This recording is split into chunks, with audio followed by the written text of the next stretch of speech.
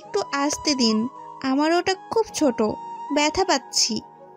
একটু সহ্য করো যান, তারপর দেখবে ভালো লাগবে।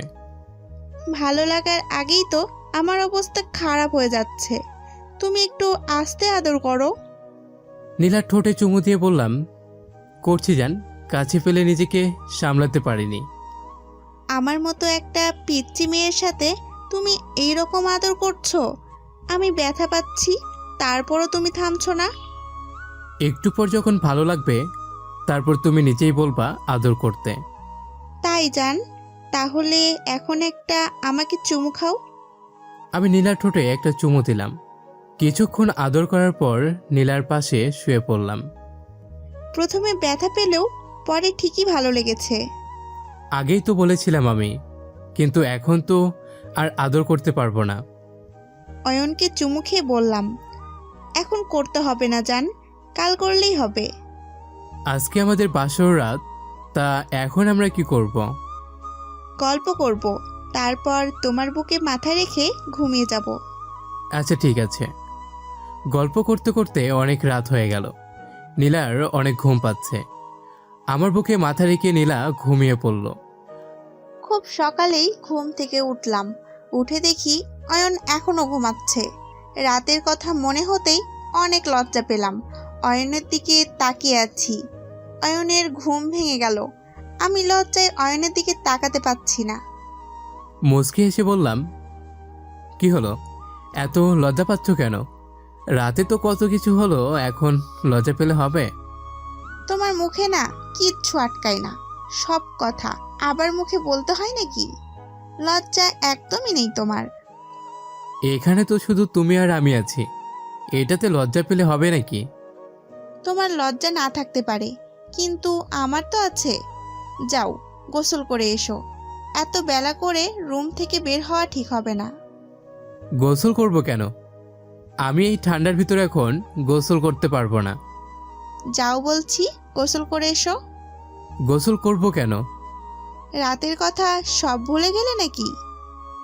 নীলাকে আমার কাছে টেনে বললাম, হ্যাঁ, সব ভুলে গেছি, এখন আবার তুমি মনে করিয়ে দাও। একটুও লজ্জা নেই তোমার। তাড়াতাড়ি যাও, গোসল করে এসো, তারপর আমি যাব।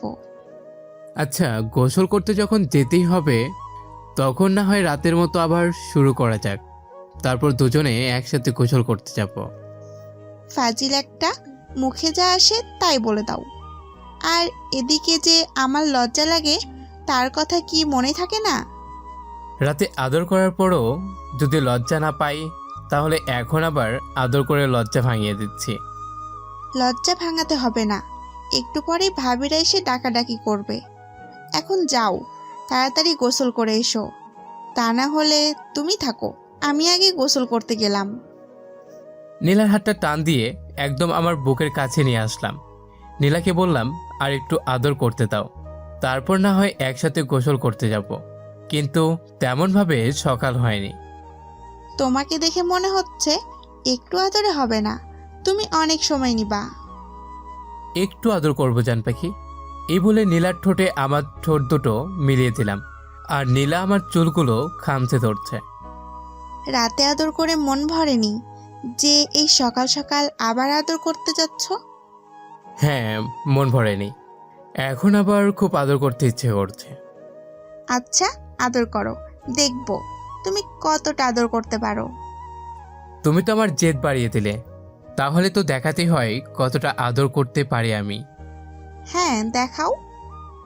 নীলাকে কোলে করে বিছানায় ফেলে দিলাম, শুয়ে পড়লাম। নীলা ওর চোখ দুটো বন্ধ করে নিয়েছে। আমার ঠোঁট দুটো নীলার ঠোঁটের একদম কাছে নিয়ে গেলাম। তখনই নীলা ঠোঁট দুটো আমার ঠোঁটের সাথে মিলিয়ে দিল। কিসের এত অপেক্ষা করছো? আদর করো আমাকে, আমি আদর খাবো। মনে হচ্ছে তোমার খুব আদর পেতে ইচ্ছে করছে। হ্যাঁ, অনেক। তখন তো বললে আদর করতে হবে না। তাহলে কি মুখ ফুটে বলবো নাকি? তুমি বুঝে নিতে পারো না? আদর করো আমাকে জান। আচ্ছা জান, আদর করছি। আদর করা শেষ হলে আমি নীলার পাশে শুয়ে পড়লাম। তারপর দুজনে গোসল করতে গেলাম। গোসল করে এসে রেডি হতে লাগলাম। আমি নীলাকে শাড়ি পরিয়ে দিলাম। হঠাৎ দরজায় ভাবিতে নক করলো। আপনাদের ঘুম ভেঙেছে নাকি রাতে ঘুম হয়নি? নীলা লজ্জায় আমার বুকে মুখ লুকালো। আমি দরজা খুলে দিলাম।